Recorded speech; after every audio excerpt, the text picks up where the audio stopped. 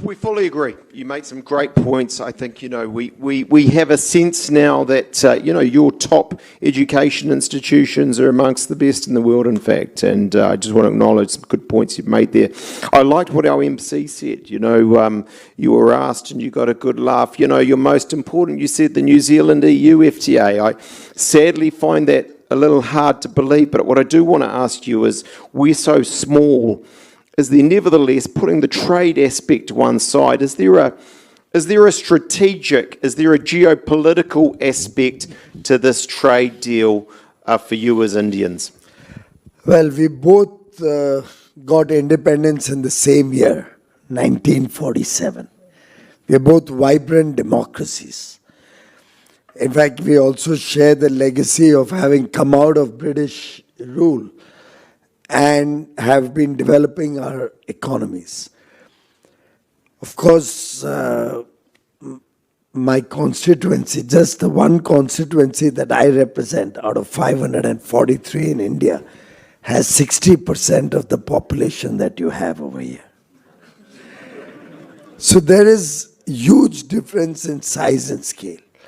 But there's a huge convergence in thinking and commitment to democracy, commitment to the principles of brotherhood, commitment to sustainability.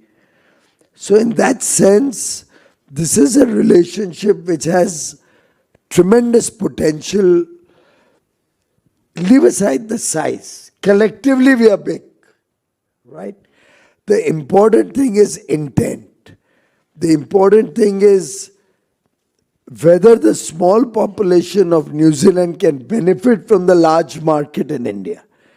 Simultaneously, whether the large set of people in India can benefit from some of the innovations that you have done in New Zealand, some of the new practices that you are following in New Zealand.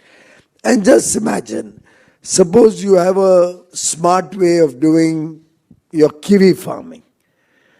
Now here you probably have very large farms, you're able to get very high productivity. Whereas in India we would have very small farms. An average farm in India is 2 acres, 1.5 acre. Most would be even less smaller than that. In that situation, if some of your technologies from here were to come to India and help our orange growers with some similarity in the citrus fruit, you could actually contribute to something which is very human also. The small farmers, small incomes, very almost sustainable level of sustainable incomes, barely sustaining their lifestyle.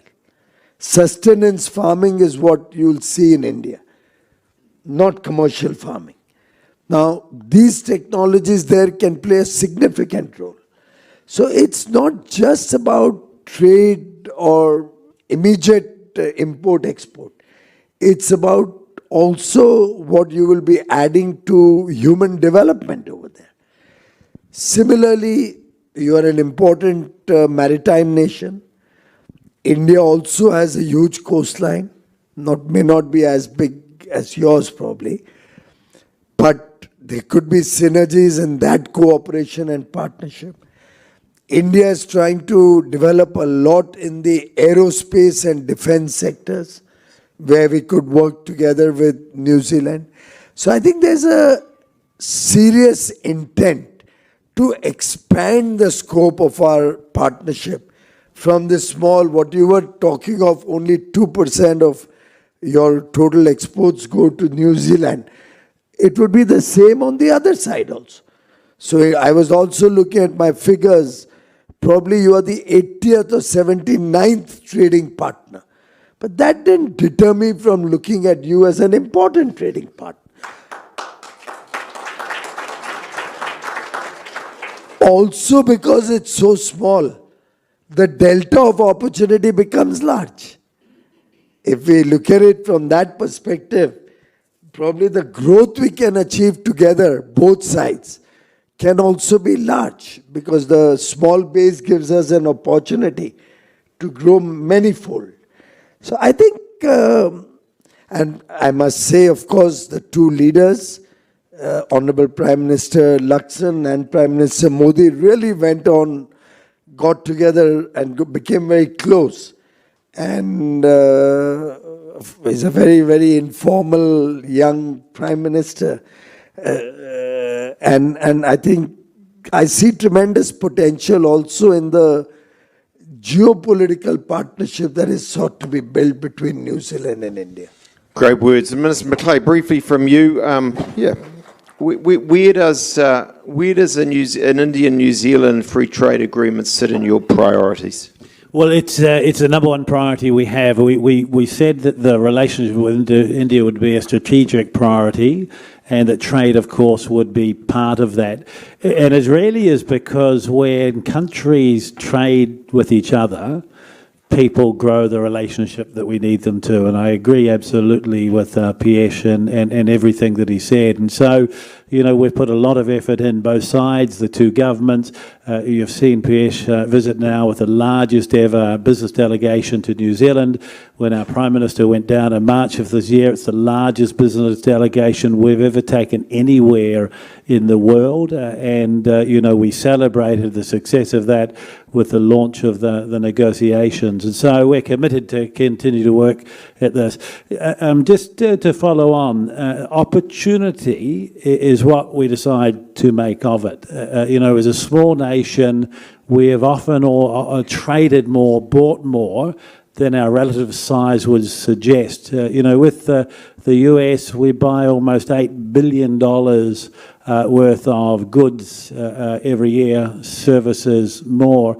If you take another, you know, large trading relationship we have, New Zealand through a free trade agreement with China. When that agreement was signed 20 years ago, there was a few $1 billion worth of two-way trade. It is now over $40 billion, and we buy almost $20 billion from more than 1 billion people, 5 million here. But that is actually just not buying consumable goods.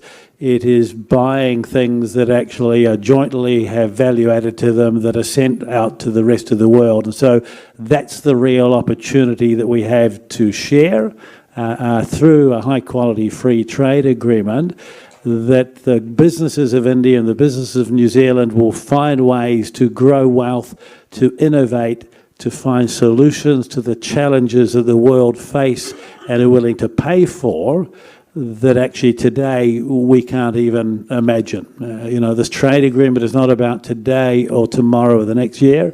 It's about the next 20 years and how much we achieve together.